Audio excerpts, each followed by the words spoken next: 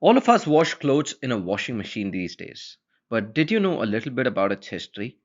An early example of washing by machine is the practice of fulling. In a fulling mill, cloth was beaten with wooden hammers known as fulling stocks or fulling hammers. The first English patent under the category of washing machines was first issued in 1691. A drawing of an early washing machine appeared in the January 1752 issue of the Gentleman's Magazine, which was a British publication.